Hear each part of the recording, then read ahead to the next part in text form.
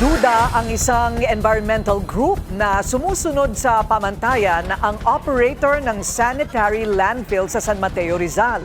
Inireklamo ito ng mga residente dahil sa paglabag umano sa environmental standards. Narito ang exclusive agenda report ni Joash Malimban. Polluted waters at fly infestations.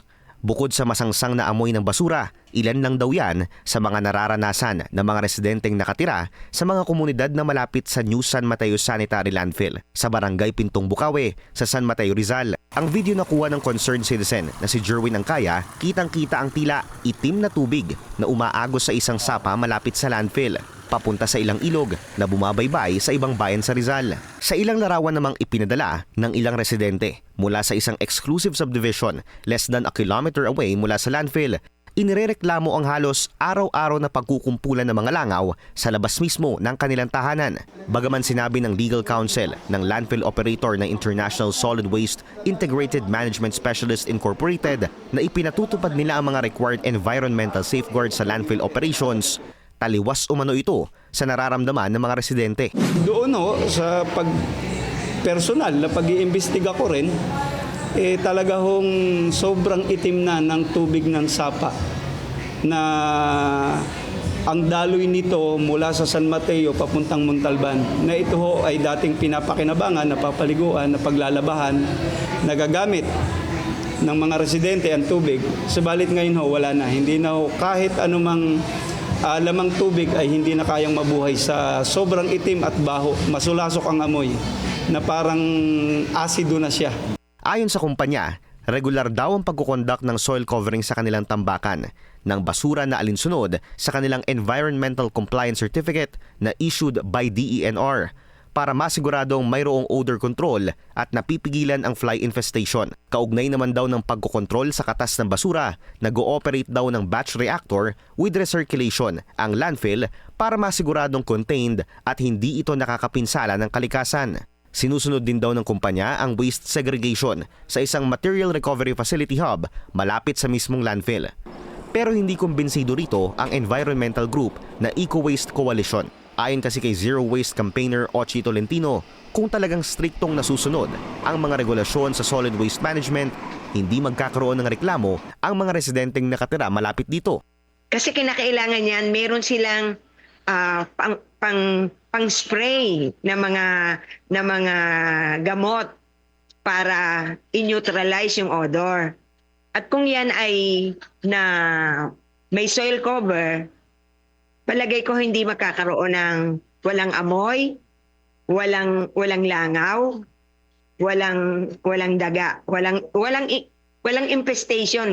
Dagdag ni Tolentino, kung kitang umaagos ang itim na tubig sa mga sapa malapit sa tambakan ng basura, posibleng hindi gumagana ang aniyay treatment facilities na ipinatutupad dapat ng landfill operator. Based on my experience, yung kulay black na nakatas, ito ay leachate. Ibig sabihin, hindi nagwo-work ang kanilang wastewater treatment pond. Yung mga leachate na yon na pupunta sa treatment pond, ito ay ipoproseso at hindi ito pwedeng pakawalan hanggang hindi ito nasa standard para pakawalan sa ilog man o sa anumang any water bodies. Una nang iniulat ng Billionaire News Channel na tuloy-tuloy ang expansion ng New San Mateo Sanitary Landfill. Isang bagay na kinumpirma sa amin ng kumpanya matapos daw silang makakuha ng isang bagong ECC noong 2018. Tanaw na kasi ang mga basura sa landfill mula sa isang dinedevelop na subdivision roughly 100 meters mula sa tambakan. Una na tinutulan ng Eco Waste Coalition ang pagkakaroon ng landfill sa lugar na ito dahil located ang area sa isang watershed noong late 2000s pa. Hindi rin daw maaaring maipagkaloob ang expansion project kung walang basbas ng concerned authorities tulad ng Sangguniang Bayan ng San Mateo. Sa pagpili pa lang ng site, dapat iyon ay hindi sa isang watershed area. Kasama yun hindi dapat. Nakalagay yun doon. At ito po yung isang dapat ikonsidera. Once na nag-apply ang isang proponent ng landfill, Dapat number 1 yon sa criteria ng landfill site sa RA 9003. Kailangan consistent sa land use, sa comprehensive land use plan ng LGU na kanilang magiging venue ng landfill. Kasi pag-a-apply pa lang nila ng ECC, iyan ay requirement na yan eh. Requirement yun. Yung certification of no objection at saka yung resolution from the LGU.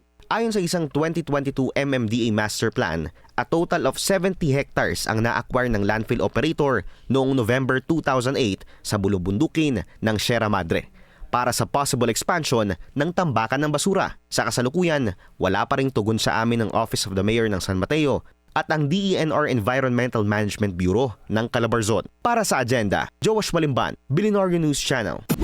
Manatiling nakatutok sa Bilyonaryo News Channel. Sumubaybay sa aming social media accounts at mag-subscribe sa aming YouTube channel para sa mga bago at eksklusibong balita.